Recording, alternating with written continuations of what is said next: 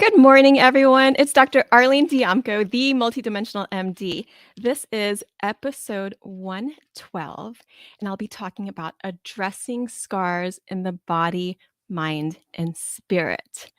So, just to remind you, my mission is to help you develop your intuition so that you can live a more joyful life where you feel more connected to yourself and to other people and have deeper meaning in your everyday life. So, the reason I wanted to talk about addressing scars today is because a lot of times I feel that people feel that scars are permanent, like they can't change, that once they're there, you can't do anything about it. And really, a scar is the part of the body's natural healing process to replace lost or damaged skin or other tissue. And basically, it's the body's way to heal a wound. So, if you think about a scar in that way, that it's part of your body's way to heal, then it shifts your perspective on it. And scars are ever changing. They're usually made of fibrous tissue and they can have different qualities and textures, but they can evolve and change just as you can. So, I'm going to go through physical scars, mental emotional scars, and energetic, generational, and spiritual scars, and also a way that you could address each one. So, there's many different ways we can approach it, but I'll give you at least an idea of what you can do about it. So, physical scars are typically what people think of as scars. Scars on the skin, scars from accidents, scars from surgeries. And the great thing is that, like I said, these scars can change over time. I have seen so many people with large scars, especially scars in the abdomen from surgeries. I saw this one girl who had many abdominal surgeries when she was in the NICU as a neonate, as a new baby, and it was maybe 15 years later, she had the scar tissue in her abdomen was so thick and tight that it was pulling her body forward. Like she was always curled up and she couldn't stand up completely straight. And so it was giving her some discomfort and pain.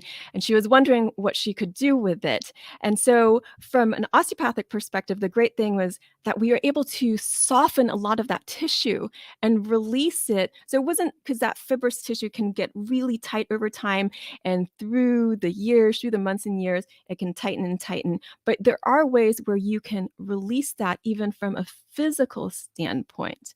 And then I saw this other woman who had babies and she'd had C-sections. And the C-section the last one she had, was was creating some pain or discomfort. She was always aware of that scar tissue. And this was even a year later after the scar tissue after the C-section. And so we felt it and she pointed out exactly where she was feeling the discomfort. And the interesting thing was her scar tissue wasn't nearly as deep or fibrotic as the other girl I was talking about. And, talking about her, we were able to release it so physically where she could stand up nice and straight and no longer had discomfort. But this woman was still having discomfort, even from the small amount of scar tissue that she had. So, the first step was addressing that physical layer, of course, releasing that. However, some of it released, and then there was still some left over, this discomfort in terms of pain, discomfort.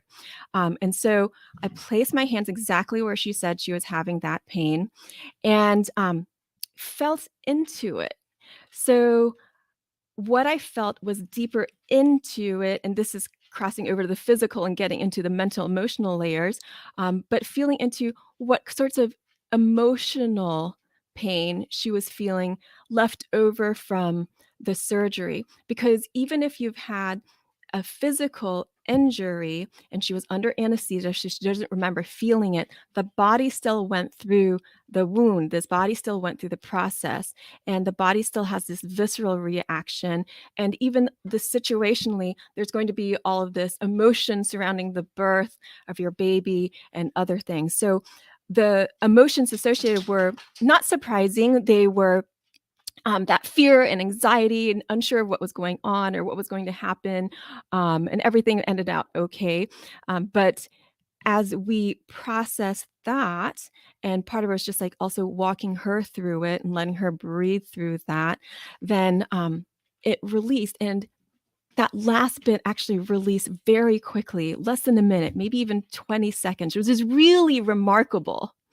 I'm not saying that that's how it happens all the time, but to shift your mindset that it must take a long time to release things or let things heal. So that was incredible.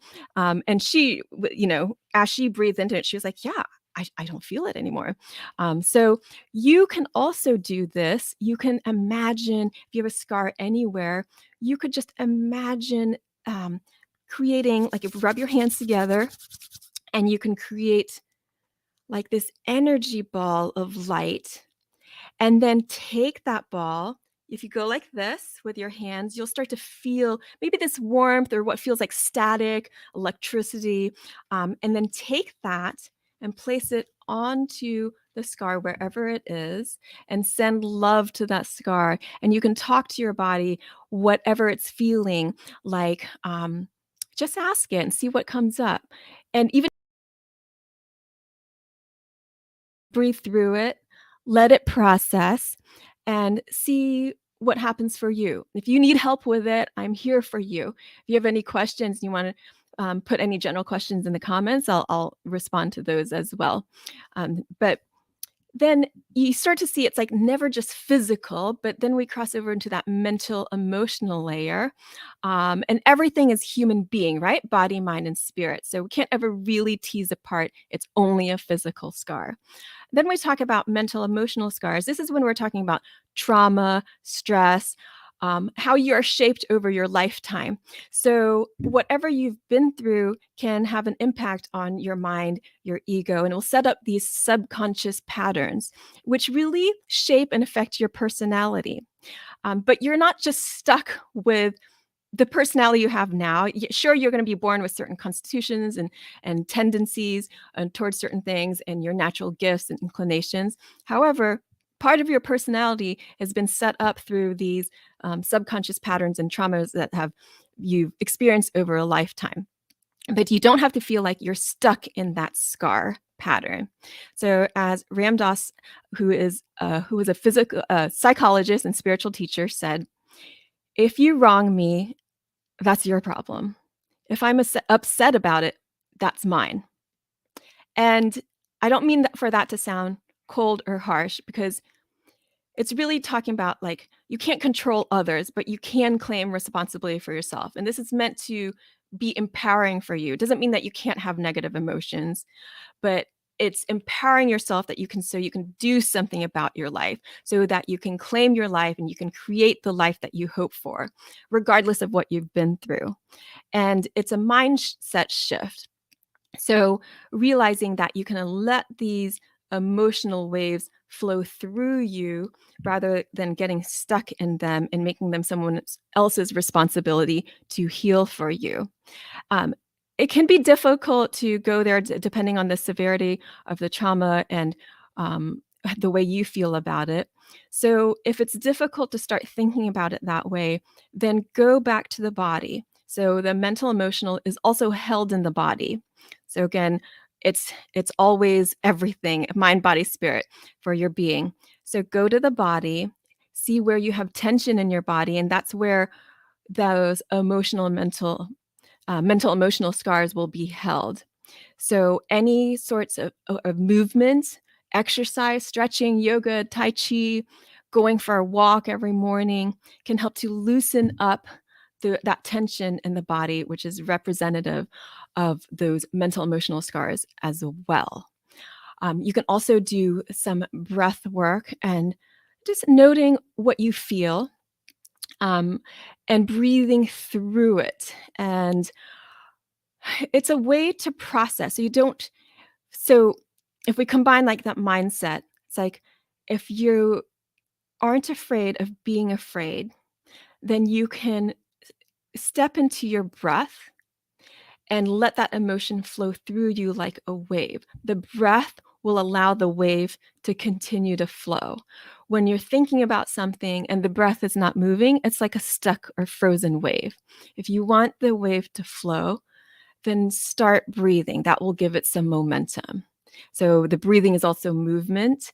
So you could do that breathing with walking. You don't have to be completely still.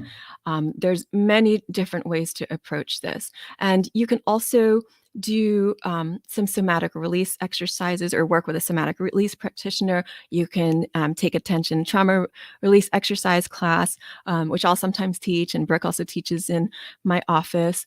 You could come in for an osteopathic treatment, and we'll help with both releasing those physical and mental emotional scars. So different ways to approach it, or you can start on your own, or you can get some help as well. And then this last part, which is the energetic, generational, and spiritual scars, is so interesting because it's where we really feel that we are this thread in the universe and we're all related. So, how we feel about something affects how other people feel. It's like this ripple effect, and how what is going on around us and in our environment also affects us. But we can claim our role in it in terms of being able to shift it. So, the different kinds of energetic, generational, and spiritual scars, if you think about generational or ancestral, so what's happened in your family and over the generations, and sometimes there's hidden things that have happened, hidden traumas that you may not know about, and those can create a vortex of energy where it feels like something is always kind of like sucking your energy, or like pulling, draining your energy. And that can happen commonly in families, and sometimes if they become more aware of it, then you can shift it. It only takes one person to shift the energy for generations to come. So that's the amazing thing. I know so many times people get into this mindset of, oh, that happened in my family and it's so much and I won't be able to get out of it. But that's not true. You can shift it for yourself. You can shift it for your family. That's my dog. Hopefully it's not too loud for you. And it's about the same thing as we talked about before, acknowledging it, breathing through it, allowing it to flow like a wave, and knowing you can simply even step out of that vibration. I know it doesn't always feel that easy, so I'm not saying that it's going to be that easy, but to shift this mindset that it also could be. You could just every day imagine stepping out of that vibration and stepping into a vibration of love and hope and understanding that you would like to step into. We also have these cultural scars. And so those are a bit deeper because it's not just the generational wound, but a cultural wound like racism or how we've treated the Native Americans and other indigenous people. And so this is going to take like individuals plus community in action to heal those scars. But at the same time, each person has this ripple effect vibration. So don't discount whatever you can do. And that can be just being kind to people. Be kind to yourself and then be kind to others, and you're already shifting that cultural vibration. And it's about reconnecting the mind with the heart. So when we have these energetic, generational, spiritual scars, there are these patterns where it's the mind and the subconscious patterns. It's like a computer program, like running itself, but you can reclaim that by connecting your mind with your heart. And one way you could approach that is by making a nest of love for yourself. So imagine this globe, this sphere of golden or white light all around you. And this is your nest of love. And just allow yourself to breathe into that. You can think about something that makes you feel really warm and fuzzy inside. And It could just be like thinking about a puppy or a baby's laugh, and let that nest grow all around you. And then within that nest, allow yourself to feel a little bit of emotion at a time. Or if you're aware of like any generational or ancestral wounds, you can bring that into it. If there's a specific event that you know about, you could bring that into it. You don't have to bring everything in at once. Go very gently, because when you're talking about matters of the heart, then you must tread gently, like if you're approaching a baby or a scared animal. So bring that into your love nest, this sphere of light, and then ask for help from the oneness to allow you to see, feel, understand, process, and grow from love. So you're going to see this wound from love, feel it from love, understand it from love, process and grow through love. And really, the spirit is always part of the oneness.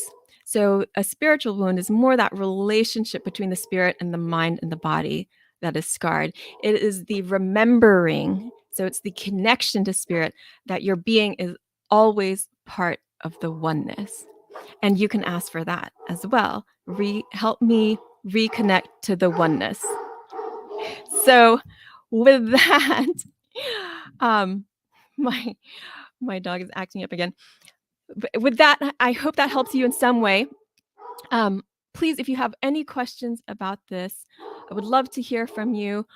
If you have any comments, let me know where you're from. If you have anything else you would like me to talk about, then I would be happy to at some point.